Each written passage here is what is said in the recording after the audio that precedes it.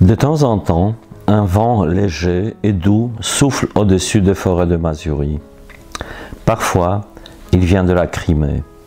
Il survole alors les vastes steppes d'Ukraine et la plaine polonaise. Arrivé ici, il retombe sur ces grandes forêts qui bordent la mer Baltique. Parfois, caressant les feuilles d'un vieux chêne et glissant entre ses branches noueuses, ce vent se met à chanter. Une oreille sensible peut, dans certaines conditions, discerner des voix.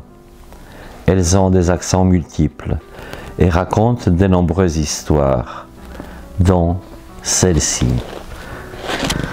Bonjour, je souhaite aujourd'hui vous présenter un roman, Déraciné.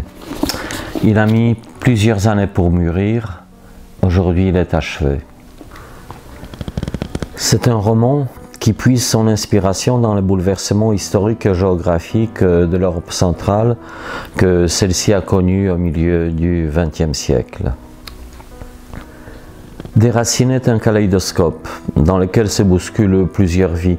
Ces vies ont pour point commun l'attachement internatal et la recherche permanente de leurs racines. L'histoire de fond et le contexte chronologique sont totalement vrais. C'est une histoire incroyable et pourtant très peu connue en Europe de l'Ouest. 50 années du mur de Berlin, ils sont pour quelque chose. Comme je viens de le signaler, c'est une véritable épopée à l'échelle des nations et de plusieurs États.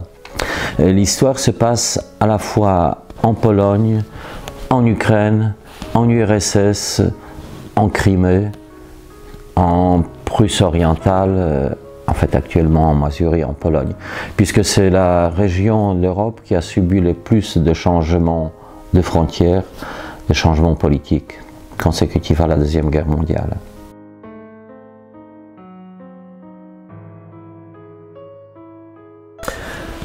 Ce roman pourrait être résumé en une seule phrase: quand la raison d'État dépasse celle d'un homme. Le héros principal du livre est un personnage réel. Je l'ai rencontré.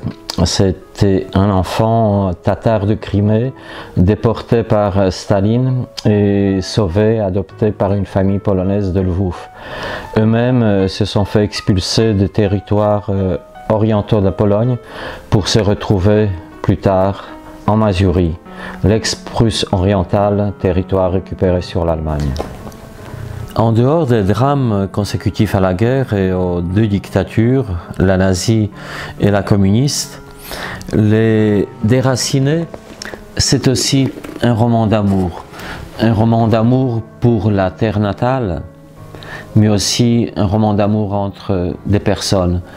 Deux personnes en particulier que tout opposait et que la guerre a réuni. Et ils ont connu le bonheur, au moins un certain temps. Il y a 2 jours, pour des besoins de tournage, à défaut d'un grand, j'ai arraché cet arbre. Aujourd'hui, il est mort. Tous les déracinés ne meurent pas, j'en suis la preuve vivante, mais tout déracinement est une violence, un arrachement, pour ne pas dire un viol. À l'heure actuelle, avec tous les mouvements de masse que connaît l'Europe et le Proche-Orient, il est important de se souvenir que les gens heureux ne migrent pas. L'Europe a connu cela il n'y a pas si longtemps que ça. Le livre a mis plusieurs années pour mûrir. Aujourd'hui, il est prêt, mais aidez-nous à le publier en devenant sponsor ou en souscrivant une souscription.